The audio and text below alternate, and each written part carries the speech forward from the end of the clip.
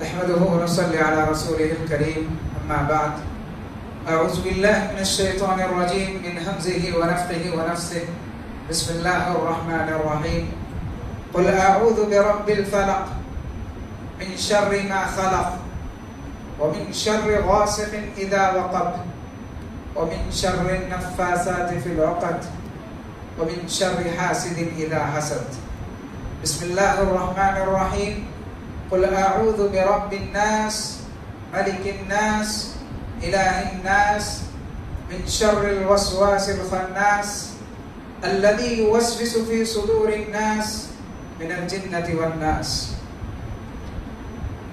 محترم حاضرین اور بردانشین خواتین اسلام، ابھی میں نے آپ لوگوں کے سامنے سورۃ الفلق اور سورۃ الناس کی تلاوت کی ہے. ترتیب تلاوت کے اعتبار سے اگر دیکھا جائے، یعنی قرآن کی جو ترتیب ہے تلاوت کے اعتبار سے ہم جو کہہ رہے ہیں، تو یہ قرآن مجید کی آخری 2 سورتیں ہیں جن پر قرآن مجید مکمل ہوتا ہے، ختم ہوتا ہے. اور قرآن اور حدیث میں ان 2 سورتوں کو، سورہ فلق اور سورہ ناس کو معوذتان یا معوذتین کے نام سے یاد کیا گیا ہے. ان 2 سورتوں کو معوذتین کہتے ہیں. مطلب کیا ہے معوذتین کا؟ مطلب یہ ہے کہ بندے کو اللہ کی پناہ میں دینے والی صورتیں، بندے کو اللہ کی حفظ و امان میں دینے والی صورتیں.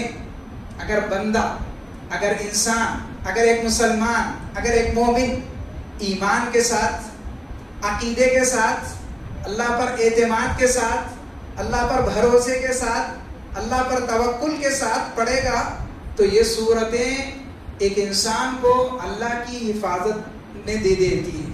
اللہ کی حفاظت میں ایک انسان آ جاتا ہے. اس لیے ان 2 صورتوں کو معوذتین یا معوذتان کہا جاتا ہے. میرے بھائیو دیکھیے، زندگی میں بہت سارے قسم کے شر ہم کو لاحق ہوتے ہیں، بہت ساری برائیاں ہمارے پیچھا کرتی ہیں. ان میں سے ایک بہت بڑا شر ہے جنات کا، شیاطین کا، جادو کا، آسیب کا، نظر بد کا. اور جو انسان اس کا شکار ہو جاتا ہے، جادو ہو گیا، آسیب زدہ ہو گیا، جنات سوار ہو گئے، اثرات ہو گئے، نظر بد لگ گئی، ایسا آدمی، ایسا خاندان، ایسا گھرانہ اپنی زندگی کا سکون گنوا بیٹھتا ہے. ایسے گھرانے کا سکون برباد ہو کے رہ جاتا ہے. اور ایسا انسان اپنی زندگی میں بہت کچھ کھوتا ہے، بہت کچھ کھوتا ہے. چونکہ قرآن شفا ہے، ہمارا ایمان ہے کہ قرآن شفا ہے. اس کے ذریعے سے اللہ تعالیٰ لوگوں کو شفا دیتا ہے. قرآن نے کہا وَنُنَزِّلُ مِنَ الْقُرْآنِ مَا هُوَ شِفَاء، کہ ہم نے اس قرآن مجید کے اندر ایسی آیتیں نازل کی ہیں جن آیتوں میں اللہ تعالیٰ نے شفا رکھی ہے. تو ضروری تھا کہ انسانی زندگی میں یہ جو شر لاحق ہوتا ہے جادو کی شکل میں، جنات کی شکل میں، آسیب کی شکل میں، ان روحانی مسائل کا علاج بھی قرآن بتاتا، شریعت بتاتی. یہ ضروری تھا میرے بھائیوں. اور شریعت نے بتایا کہ معوذتان یا معوذتین، سورہ فلق اور سورہ ناس، جو کہنے کے لیے، پڑھنے کے لیے، لکھنے کے لیے چھوٹی سی صورتیں ہیں، مختصر سی صورتیں ہیں، لیکن بڑے معنی خیز، بہت ہی اس کا معنی ہے، بہت ہی اہم معنی ہے. یہ 2 صورتیں 11 آیتوں پر مشتمل ہیں. لیکن اگر کوئی بندہ ایمان کے ساتھ پڑھے گا، یقین کے ساتھ اگر پڑھے گا، اللہ تعالیٰ پر اعتماد اور توکل کے ساتھ پڑھے گا، تو ان آیتوں کے سامنے جادوگر ناکام ہو جاتے ہیں. ان آیتوں کے سامنے جنات بے اثر ہو کے رہ جاتے ہیں، شیاطین شکست کھا جاتے ہیں ان آیتوں کے سامنے، نظر بد بے اثر ہو کے رہ جاتی ہے ان آیتوں کے سامنے. اور اسی لیے احادیث میں ان صورتوں کی بڑی فضیلت بتائی گئی ہے. آپ جانتے ہیں ام المؤمنین حضرت عائشہ صدیقہ رضی اللہ عنہا کہتی ہیں کہ پیارے نبی صلی اللہ علیہ وسلم سورہ فلق اور سورہ ناس کے نازل ہونے سے پہلے بہت ساری دعائیں پڑھا کرتے تھے آپ صلی اللہ علیہ وسلم، بہت سارے اذکار پڑھا کرتے تھے آپ صلی اللہ علیہ وسلم، بہت سارے صیغے آپ صلی اللہ علیہ وسلم پڑھا کرتے تھے. لیکن جیسے ہی سورہ فلق اور سورہ ناس نازل ہوئی آپ صلی اللہ علیہ وسلم نے بہت ساری دعائیں چھوڑ دی, بہت سارے صیغے چھوڑ دیے. کیوں؟ اس لیے کہ آپ صلی اللہ علیہ وسلم جادو کے شر سے, جنات کے شر سے بچنے کے لیے صرف سورۃ الفلق اور سورۃ الناس پر اکتفا کرنا شروع کر دیا کہ اگر ان دونوں سورتوں کو اس کے حق کے ساتھ پڑھا جائے گا, کما حق ہو, اگر ان دونوں سورتوں کو پڑھا جائے گا, یہ سورتیں انسان کو ہر قسم کے شر سے بچا لیں گی, ہر قسم کی برائیوں سے یہ سورتیں انسان کو بچا لیں گی. اس لیے احادیث میں آتا ہے کہ آپ صلی اللہ علیہ وسلم نے مجھ کو اور آپ کو یہ تعلیم دی ہے کہ ہمیں چاہیے کہ ہم اپنی زندگی میں, اپنے شب و روز کے معمولات میں, اپنی زندگی کے مصروفیات میں ان دونوں صورتوں کو یاد رکھیں, ان دونوں صورتوں کو اپنی زندگی کا مشغلہ بنائیں, ان دونوں صورتوں کو اپنی زندگی کی مصروفیت بنائیں. چنانچہ آپ دیکھتے ہیں پانچوں فرض نمازوں کے بعد جو اذکار پڑھے جاتے ہیں ان میں سے ایک سورۃ الفلق اور سورۃ الناس بھی ہے کہ ہر فرض نماز کے بعد سورۃ الفلق اور سورۃ الناس پڑھنی ہے سورۃ الاخلاص کے ساتھ. ظاہر سی بات ہے سورۃ الاخلاص کے ساتھ ساتھ سورۃ الفلق اور سورۃ الناس بھی پڑھنی ہے. اور سونے سے پہلے بستر پر لیٹنے کے بعد آپ صلی اللہ علیہ وسلم نے یہ تعلیم دی ہے, اور آپ صلی اللہ علیہ وسلم کا یہ معمول تھا کہ آپ صلی اللہ علیہ وسلم 3 مرتبے سورۃ الفلق اور سورۃ الناس پڑھا کرتے تھے. سورۃ الاخلاص کے ساتھ ساتھ دونوں آپ صلی اللہ علیہ وسلم 3 مرتبہ پڑھا کرتے تھے. دونوں ہاتھوں کی ہتھیلیوں میں پھونک مارا کرتے تھے, اور سر سے پیر تک جہاں تک آپ صلی اللہ علیہ وسلم کا ہاتھ جاتا پورے بدن پر اپنے ہاتھ کو پھیرا کرتے تھے. تو اس طرح آپ صلی اللہ علیہ وسلم سونے سے پہلے بھی سورۃ الفلق اور سورۃ الناس پڑھا کرتے تھے. ام المؤمنین حضرت عائشہ صدیقہ رضی اللہ عنہا فرماتی ہیں کہ ایسا نہیں ہے کہ صرف روحانی امراض کے لیے آپ صلی اللہ علیہ وسلم ان سورتوں کی تلاوت کیا کرتے تھے, بلکہ جسمانی امراض کے لیے بھی آپ صلی اللہ علیہ وسلم ان سورتوں کو پڑھا کرتے تھے. یعنی آپ صلی اللہ علیہ وسلم کو اگر کوئی جسمانی بیماری کی شکایت ہوتی, مثال کے طور پر سر درد ہے یا بخار ہے, جو جسمانی امراض ہے, جو جسمانی بیماریاں ہیں, یہ اس وقت بھی آپ صلی اللہ علیہ وسلم ان سورتوں کو پڑھا کرتے تھے. تو اس کا مطلب یہ ہوا میرے بھائی کہ اگر ہم جسمانی بیماری میں مبتلا ہوں یا روحانی بیماریوں میں اگر مبتلا ہوں تو ان سورتوں کو پڑھنا چاہیے, ان سورتوں کا اہتمام کرنا چاہیے. دیکھیں آج ہمارا تعلق اللہ تعالیٰ سے بہت کمزور ہو گیا. جب ہم بیمار ہوتے ہیں, ہمیں بخار آتا ہے یا ہمیں کچھ بھی ہوتا ہے, تو سب سے پہلے ہمیں ڈاکٹر یاد آتا ہے, سب سے پہلے ہمیں دوائیاں یاد آتی. یقیناً ڈاکٹر کے پاس جانا چاہیے, دوائیاں لینا چاہیے, شریعت اس سے آپ کو روکتی نہیں ہے. جہاں آپ دواؤں کا سہارا لیتے ہیں وہاں دعائیں بھی یہ کرنا چاہیے.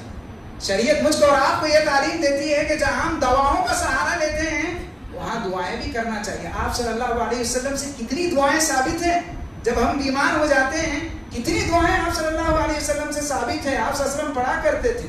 تو ان دعاؤں کا ہماری زندگی میں اہتمام ہونا چاہیے. میرے بھائیوں, یہ جو 2 سورتیں ہیں سورۃ الفلق اور سورۃ الناس, یہ 2 سورتیں مدینے میں نازل ہوئی. اور آپ جانتے ہیں مدینے میں یہودی رہا کرتے تھے, اور یہودی یہ شروعات سے ہی بڑی خبیث قوم ہے, بڑی جو ہے شریر قوم ہے. یہ مختلف قسم کی شرارتیں کیا کرتے تھے. ایک مرتبہ ان یہودیوں نے یہ شرارت کی کہ پیارے نبی صلی اللہ علیہ وسلم پر جادو کرنا چاہا, آپ صلی اللہ علیہ وسلم پر جادو کرنا چاہا. اور اس کے لیے انہوں نے کیا کیا, پیارے نبی صلی اللہ علیہ وسلم کی خدمت میں ایک یہودی لڑکا رہتا تھا, اس کے ذریعے سے انہوں نے کسی طرح پیارے نبی صلی اللہ علیہ وسلم کے بال حاصل کر لیے. ایک یہودی لڑکا جو آپ صلی اللہ علیہ وسلم کی خدمت کیا کرتا تھا, اس یہودی لڑکے کے ذریعے سے کسی طرح انہوں نے آپ صلی اللہ علیہ وسلم کے بال حاصل کر لیے. اور ان یہودیوں میں ایک بہت بڑا جادوگر تھا جس کا نام تھا لبید بن عاصم. یہودیوں میں ایک بہت بڑا جادوگر تھا جس کا نام تھا لبید بن عاصم. اس نے کیا کیا, پیارے نبی صلی اللہ علیہ وسلم کے بال اور کنگھی کو لے کر اس میں جادو کر دیا, اور جادو کر کے وہ جو ہے ایک کنویں میں پھینک دیا جس کا نام تھا بیر زروان. بیر زروان, یہ کنویں میں اس نے آپ صلی اللہ علیہ وسلم کے بال اور کنگھی میں جادو کر کے وہاں پر ڈال دیا. پیارے نبی صلی اللہ علیہ وسلم سخت بیمار ہوئے آپ صلی اللہ علیہ وسلم. مسلسل 6 مہینے تک آپ صلی اللہ علیہ وسلم بیمار رہے. اس جادو کی وجہ سے آپ صلی اللہ علیہ وسلم پر سہو طاری ہو جاتا تھا. نسیان طاری ہو جاتا تھا, بھول جاتے تھے آپ صلی اللہ علیہ وسلم. لیکن میرے بھائیوں ایک بات یاد رکھیے آپ, اس سہو کا تعلق, اس نسیان کا تعلق کبھی بھی جو ہے شریعت سے نہیں تھا. یعنی اس جادو کی وجہ سے آپ صلی اللہ علیہ وسلم نے کبھی کسی حلال چیز کو حرام نہیں قرار دیا اور کسی حرام چیز کو حلال قرار نہیں دیا آپ صلی اللہ علیہ وسلم. یعنی جو آپ صلی اللہ علیہ وسلم پر جو جادو ہوا تھا اس کا تعلق دنیائی معاملات سے تھا, اس کا تعلق دنیائی کاموں سے تھا. اس جادو کا اثر آپ صلی اللہ علیہ وسلم پر ایسا ہوتا تھا کہ آپ نے کوئی کام کیا ہے لیکن آپ کو ایسا محسوس ہوتا ہے کہ میں نے یہ کام نہیں کیا. آپ نے کوئی کام نہیں کیا ہے لیکن ایسے معلوم ہوتا ہے کہ آپ نے یہ کام کیا, ایسے محسوس ہوتا تھا آپ صلی اللہ علیہ وسلم. تو ایک قسم کی نسیانیت, ایک قسم کا سہو, ایک قسم کی بھلاہٹ آپ صلی اللہ علیہ وسلم پر طاری تھی. تو ام المؤمنین حضرت عائشہ رضی اللہ عنہا فرماتی ہیں ایک رات آپ صلی اللہ علیہ وسلم میرے پاس تھے, آپ صلی اللہ علیہ وسلم میرے پاس تھے اور رات میں اٹھ کر آپ صلی اللہ علیہ وسلم اللہ تعالیٰ سے دعا کرنے لگے, گڑ گڑانے لگے, گریہ وزاری کرنے لگے. اور دعا کرنے کے بعد آپ صلی اللہ علیہ وسلم سو گئے. اتنے میں 2 فرشتے آئے, آسمان سے 2 فرشتے آئے اور آ کر پیارے نبی صلی اللہ علیہ وسلم کے قریب بیٹھ گئے. ایک فرشتہ آپ صلی اللہ علیہ وسلم کے سرہانے بیٹھ گیا, سر کے پاس بیٹھ گیا, اور ایک فرشتہ آپ صلی اللہ علیہ وسلم کے پیروں کے پاس بیٹھ گیا. 2 فرشتے آئے اور ایک فرشتہ جو ہے سر کے پاس بیٹھ گیا آپ صلی اللہ علیہ وسلم کے, اور ایک فرشتہ جو ہے آپ صلی اللہ علیہ وسلم کے پیر کے پاس بیٹھ گیا. اور یہ دونوں فرشتے آپس میں گفتگو کر رہے ہیں, بات چیت کر رہے ہیں. آپ صلی اللہ علیہ وسلم نیند کی حالت میں ان کی ساری گفتگو سن رہے ہیں.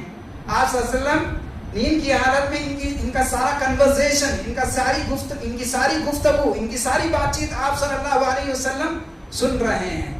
تو سراہانے بیٹھنے والے فرشتے نے کہا, سراہانے بیٹھنے والے فرشتے نے پیر کے پاس بیٹھے ہوئے فرشتے سے کہا, یعنی سر کے پاس جو بیٹھا ہوا تھا فرشتہ وہ سوال کر رہا ہے اس فرشتے سے جو پیر کے پاس بیٹھا ہوا ہے. سوال کیا ہوا ہے ان صاحب کو؟ تو پیر کے پاس بیٹھے ہوئے فرشتے نے جواب دیا مطبوب, جادو ہوا ہے. پھر سر کے پاس بیٹھے ہوئے فرشتے نے دوسرا سوال کیا من تبہ, کس نے جادو کیا ہے؟ تو پیر کے پاس بیٹھے ہوئے فرشتے نے جواب دیا لبید بن عاصم الیہودی نے کیا ہے. پھر تیسرا سوال کیا کس چیز میں جادو کیا گیا ہے؟ تو جواب دیا گیا کہ بال اور کنگھی کو لے کر اس میں جادو کیا گیا ہے. پھر چوتھا سوال کیا گیا جادو کر کے کہاں ڈالا گیا, وہ چیزیں کہاں ڈالی گئی ہے؟ تو اس فرشتے نے جواب دیا بئر زروان نامی ایک کنواں ہے, اس میں ڈالا گیا ہے. جیسے ہی یہ سننا تھا, فرشتوں کی یہ جو بات چیت چل رہی تھی, فرشتوں کی یہ جو کنورزیشن چل رہی تھی, آپ صلی اللہ علیہ وسلم فوراً بیدار ہو گئے, جا گئے آپ صلی اللہ علیہ وسلم. اور آپ صلی اللہ علیہ وسلم نے ام المؤمنین حضرت عائشہ صدیقہ رضی اللہ عنہا نے کہا کہ عائشہ دیکھتی نہیں کہ اللہ تعالیٰ نے میرے مسئلے کا حل بتا دیا, مجھے معلوم ہو گیا کہ مجھ پر جادو ہوا تھا. یہ جو میری کیفیت بدل رہی تھی اس کی وجہ یہ تھی کہ مجھ پر جادو ہوا تھا اور اللہ تعالیٰ نے اس کا حل بھی مجھ پر بتا دیا. چنانچہ آپ صلی اللہ علیہ وسلم نے حضرت علی اور زبیر بن عوام رضی اللہ عنہ ان دونوں صحابہ کو بلایا اور کچھ صحابہ کے ساتھ آپ صلی اللہ علیہ وسلم نے اس کنویں کو جہاں پہ یہ چیزیں ڈالی گئی تھی بئر زروان جس کا نام تھا, وہاں پر آپ صلی اللہ علیہ وسلم نے ان دونوں صحابہ کو کہیں اور ایک صحابہ کے ساتھ بھیجا, کہا کہ جا کر دیکھ کر آؤ. یہ لوگ آئے, دیکھا گیا جادو اتنا خطرناک تھا کہ ان بالوں کی وجہ سے, کنگھی کی وجہ سے سارا کنویں کا جو پانی تھا اس کا کلر بدل چکا تھا, اس کا رنگ بدل چکا تھا. راوی حدیث کہتے ہیں کیسے بدل گیا تھا, جس طرح پانی ہے, پانی میں مہندی ڈالنے کے بعد جس طرح پانی کا کلر چینج ہو جاتا ہے, ویسے سارے کنویں کا پانی چینج ہو چکا تھا جادو کی وجہ سے. الغرض صحابہ اکرام رضوان اللہ علیہم اجمعین اس کنویں میں اترے, صحابہ اس کنویں میں اترنے کے بعد تلاش کیا, کچھ چیزیں ہاتھ لگی جن میں سے ایک کنگھی تھی جس میں پیارے نبی صلی اللہ علیہ وسلم کے بال لپٹے ہوئے تھے, اور ایک تانت لوہے کی تانت جس میں 11 گھیٹیاں باندھی ہوئی تھی, جس میں 11 گھیٹیاں لگائی گئی تھی, اور پیارے نبی صلی اللہ علیہ وسلم کے نام سے ایک موم کا پتلا تھا جس میں سوئیاں چبوئی گئی تھی. یہ ساری چیزیں اس کنویں میں پائی گئی, اس کنویں میں ملی. تو اس کے بعد جبرائیل امین آپ صلی اللہ علیہ وسلم کے پاس آسمان سے سورۃ الفلق اور سورۃ الناس کی وحی لے کر آئے. جبرائیل امین تلقین کرتے رہے آپ صلی اللہ علیہ وسلم کو, پڑھاتے رہے قل اعوذ برب الفلق من شر ما خلق. اس طرح آپ صلی اللہ علیہ وسلم کو تلقین کرتے رہے, پڑھاتے رہے. آپ صلی اللہ علیہ وسلم جبرائیل امین کی تلقین کے بعد, ان کے کہنے کے بعد ایک ایک آیت پڑھتے جا رہے تھے. جیسے جیسے آپ صلی اللہ علیہ وسلم ایک ایک آیت پڑھ رہے تھے, قل اعوذ برب الفلق من شر ما خلق ومن شر غاسق, جیسے جیسے آپ صلی اللہ علیہ وسلم ایک ایک آیت پڑھتے جا رہے تھے, اس تانت میں لگی ہوئی جو گھینٹیاں تھی, اس تانت میں لگی ہوئی جو گرہیں تھی, وہ ایک ایک گرہ, ایک ایک گھینٹی کھلتی جا رہی تھی, کھلتی جا رہی تھی. جب یہ 11 آیتیں پڑھی گئی تو اس تانت میں لگی ہوئی 11 گھینٹیاں بھی کھل گئی. جیسے ہی یہ گھینٹیاں کھل گئی, آپ صلی اللہ علیہ وسلم نے ایک قسم کا سکون محسوس کیا, ایک قسم کا آپ صلی اللہ علیہ وسلم نے آرام محسوس کیا. ایسے لگا آپ صلی اللہ علیہ وسلم کو کہ آپ صلی اللہ علیہ وسلم کسی قید سے باہر آ رہے ہیں. اب تک کسی نے قید کر لیا تھا, اس کے بعد آپ باہر آ رہے ہیں. تو اس طرح یہ معاملہ ہوا. صحابہ کرام رضوان اللہ علیہم اجمعین نے اس یہودی کو قتل کرنے کی اجازت چاہی. پیارے نبی صلی اللہ علیہ وسلم نے ایک حکمت عملی کے تحت اس کو قتل کرنے کی اجازت نہیں دی, بلکہ کہا کہ اللہ نے مجھے شفا دے دی ہے, بس یہی کافی ہے. حضرات آئیے دیکھتے ہیں کہ سورۃ الفلق اور سورۃ الناس کے مضامین کیا ہیں, ان سورتوں کا معنی کیا ہے, اللہ تعالیٰ نے اس سورت کے اندر وہ کیا تاثیر رکھی ہے, اللہ تعالیٰ نے اس سورت کے اندر وہ کیا معنی رکھا ہے. تو سب سے پہلے سورۃ الفلق آغاز ہو رہا ہے, قل اعوذ برب الفلق. اے پیغمبر صلی اللہ علیہ وسلم آپ کہہ دیجئے میں صبح کے رب کی پناہ میں آتا ہوں. قل اعوذ برب الفلق, کہ میں صبح کے رب کی پناہ میں آتا ہوں. من شر ما خلق, اس کی مخلوقات کے شر سے میں تیری پناہ میں آتا ہوں. ومن شر غاسق اذا وقب, اور رات کے اندھیرے کے شر سے میں تیری پناہ میں آتا ہوں. ومن شر النفاثات فی العقد, اور گرہ لگا کر, گھینٹیاں لگا کر جو پھونکا جاتا ہے اس سے میں تیری پناہ میں آتا ہوں. ومن شر حاسد اذا حسد, اور حسد کرنے حاسد کے شر سے میں تیری پناہ میں آتا ہوں. یہ 5 آیتیں سورۃ الفلق کی ہیں میرے بھائی. بڑے گہرے معانی ہیں اس کے اندر, بڑے گہرے مضامین ہیں ان آیتوں کے اندر. دیکھیے سب سے پہلی آیت ہے قل اعوذ برب الفلق. پیارے نبی صلی اللہ علیہ وسلم سے مخاطب ہو کے کہا جا رہا ہے کہ اے پیغمبر صلی اللہ علیہ وسلم آپ کہہ دیجئے میں صبح کے رب کی پناہ میں آتا ہوں.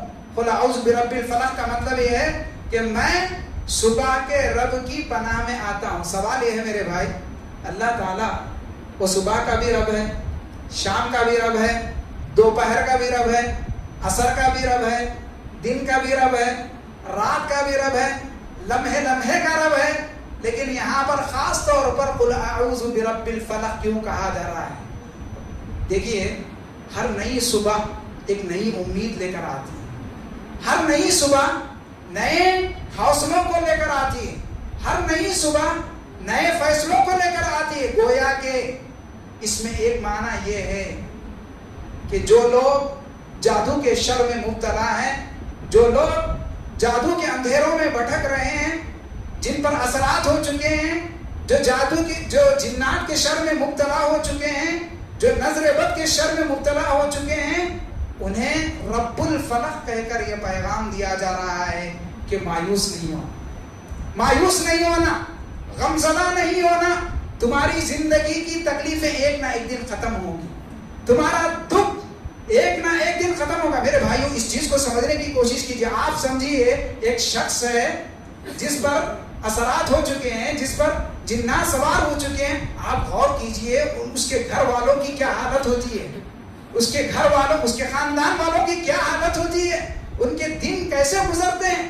اس آیت میں یہ حوصلہ دیا جا رہا ہے کہ آج تم جنات کا شکار ہو چکے ہو, آج تم پر جنات کا سایہ آ چکا ہے, لیکن غمزدہ نہیں ہونا, فکر مت کرنا, پریشان نہیں ہونا، اس لیے کہ جس طرح رات کے اندھیروں کو چیر کر صبح کا اجالا آتا ہے، اسی طرح شفا یابی کی امید تمہاری زندگی میں ضرور آئے گی۔ یا اللہ تعالیٰ ہمت دلا رہا ہے، یا اللہ تعالیٰ حوصلہ دلا رہا ہے، یا اللہ تعالیٰ امید دلا رہا ہے کہ جو لوگ جادو اور جنات کے شر میں مبتلا ہو چکے ہیں، جنات سوار ہو چکے ہیں، ان کو گھبرانے کی ضرورت نہیں ہے، پریشان ہونے کی ضرورت نہیں ہے، کیونکہ وہ رب الفلق ہے، وہ ہر چیز کو دور کر سکتا ہے۔ اور دوسری بات کہی گئی من شر ما خلق، دوسری آیت من شر ما خلق، پروردگار میں اللہ تعالیٰ کی مخلوقات کے شر سے تیری پناہ میں آتا ہوں۔ دیکھیے اللہ تعالیٰ کی مخلوقات، چاہے وہ انسان ہو، چاہے وہ حیوان ہو، چاہے وہ کیڑے مکوڑے ہوں، یہ ان کے ساتھ ان کے پاس شر ہے۔ جن مخلوقات کے اطراف ہم گھرے ہوئے ہیں، جن مخلوقات کے ساتھ ہم لوگ رہ رہے ہیں، ان میں خیر کے ساتھ ساتھ شر بھی ہے۔ کوئی انسان ہم کو دھوکہ دیتا ہے، کوئی انسان ہم کو مارتا ہے، کوئی انسان ہم پر ظلم کرتا ہے، کوئی انسان کوئی مختلف قسم کی ہم پر جو تکلیفیں پہنچاتا ہے، کوئی جانور ہے ہم کو لات مارتا ہے، کوئی کیڑا مکوڑا ہے ہم کو ڈستا ہے، تو مخلوقات کے اندر بہت سارا شر ہے۔ من شر ما خلق کہہ کر مخلوقات کی جتنی بھی قسمیں ہیں، سارے مخلوقات کے شر سے پناہ مانگی جا رہی ہے کہ اے اللہ میری حفاظت فرما، انسانوں کے شر سے میری حفاظت فرما، جنات کے شر سے میری حفاظت فرما، کیڑے مکوڑوں کے شر سے میری حفاظت فرما۔ من شر ما خلق ومن شر غاسق اذا وقب۔ اور تیسری آیت ہے سورۃ الفلق کی کہ ہم کہہ رہے ہیں کہ پروردگار رات کے اندھیروں کے شر سے میری حفاظت فرما۔ تیسری آیت من شر غاسق اذا وقب کہ پروردگار رات کے اندھیرے کے شر سے میری حفاظت فرما۔ دیکھیے رات، یہ جو رات ہے اپنے اندر بڑے شر رکھتی ہے، رات اپنے اندر بہت ساری برائیاں رکھتی ہے۔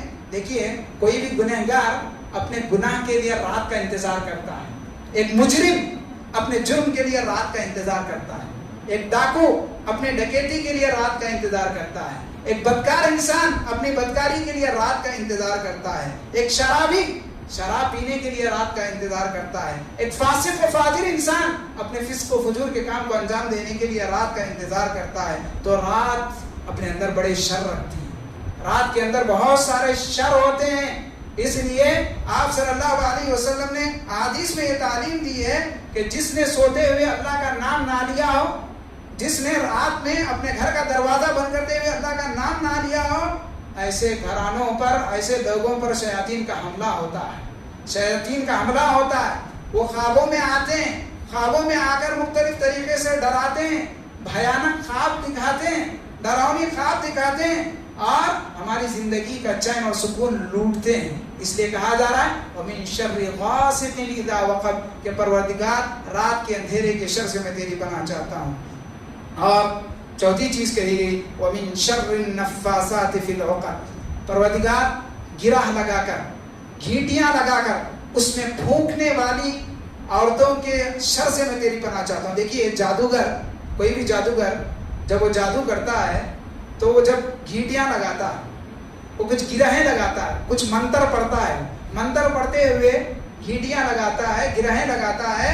اور چونکہ اس زمانے میں عرب کے اندر مردوں کے ساتھ ساتھ عورتیں بھی جادو کیا کرتی تھیں، عورتیں بھی اس میں بڑی مہارت رکھتی تھیں، اس لیے کہا نفاسات۔ نفاسات کہتے ہیں ایسی عورتیں جو گرہ لگا کر، گھیٹیاں لگا کر اس میں پھونک پھونک کر جادو کرتی ہیں۔ تو ایسی عورتوں کے شر سے میں تیری پناہ چاہتا ہوں۔ اور پانچویں چیز کہی گئی وَمِن شَرِّ حَاسِدٍ إِذَا حَسَدَ اے پروردگار حاسد کے شر سے میں تیری پناہ چاہتا ہوں، حاسد کے شر سے میں تیری پناہ چاہتا ہوں، حسد کرنے والے کے شر سے میں تیری پناہ چاہتا ہوں۔ غور کیجیے آپ اس آیت میں، آخری آیت میں غور کرنے سے تعلق رکھتی ہے یار وَمِن شَرِّ حَاسِدٍ إِذَا حَسَدَ۔ انسان کہہ رہا ہے کہ پروردگار میں حسد کرنے والے کے شر سے تیری پناہ چاہتا ہوں، حاسد کے شر سے میں تیری پناہ چاہتا ہوں۔ جادو کا ذکر ہو رہا ہے، جادو کا ذکر ہو رہا ہے، اور جادو کے ذکر کے درمیان حسد کا ذکر ہو رہا ہے، تو اس سے بات معلوم ہوتی ہے کہ معاشرے میں جادو پھیلنے کا ایک بنیادی سبب حسد ہے۔ سمجھ رہے ہیں آپ؟ ہمارے معاشرے میں، ہمارے سماج میں ہماری سوسائٹی میں جو جادو پھیل رہا ہے نا، اس کا ایک بنیادی سبب کیا ہے؟ حسد. میری آنکھوں کے سامنے کوئی آدمی ترقی کر رہا ہے، میری آنکھوں کے سامنے کوئی آدمی آگے بڑھ رہا ہے، میری آنکھوں کے سامنے کسی آدمی کا بزنس آگے بڑھ رہا ہے، وہ ترقی مجھ سے دیکھی نہیں جاتی، وہ ترقی میں دیکھ نہیں سکتا. میں کیا کرتا ہوں؟ جاتا ہوں کسی جادوگر کے پاس اور جا کر جو ہے جادو کرواتا ہوں. ایسا جادو کرواتا ہوں کہ سامنے والے کی ترقی رک جائے، سامنے والے کا کاروبار ٹھپ پڑ جائے. کسی کو اچھا رشتہ مل گیا، اچھا خاندان مل گیا، کسی کو اچھی بہو مل گئی، کسی کو اچھا داماد مل گیا. اب میں دیکھ نہیں سکتا، حسد کی آگ میرے اندر ہے، میں جلتا ہوں. کسی کو اچھی بہو مل گئی، کسی کو اچھا داماد مل گیا، ہم سے یہ دیکھا نہیں جاتا. کیا کرتا ہوں میں؟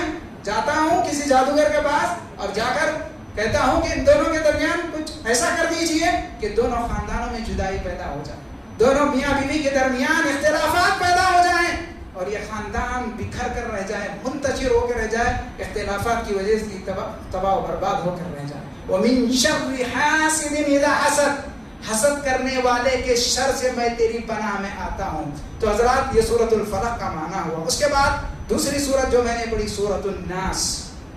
سورۃ الناس یہ قرآن مجید کی ترتیب تلاوت کے اعتبار سے سب سے آخری سورت ہے، اور اس سورت کے اندر اللہ تعالیٰ نے شیطان کے ایک خطرناک حملے کا ذکر کیا، اور وہ حملہ ہے وسوسہ. وسوسے کے ذریعے سے شیطان ہمارے عقیدے پر حملہ کرتا ہے، وسوسے کے ذریعے سے شیطان ہمارے ایمان پر حملہ کرتا ہے. دیکھیے قل اعوذ برب الناس، اے پیغمبر صلی اللہ علیہ وسلم آپ کہہ دیجئے میں لوگوں کے رب کی پناہ میں آتا ہوں. ملک الناس جو لوگوں کا مالک ہے، الہ الناس جو لوگوں کا معبود ہے، من شر الوسواس الخناس کہ کس سے پناہ میں آتا ہوں؟ وسوسہ ڈالنے والے، اللہ کے ذکر سے پیچھے ہٹانے والے شیطان کے وسوسے سے.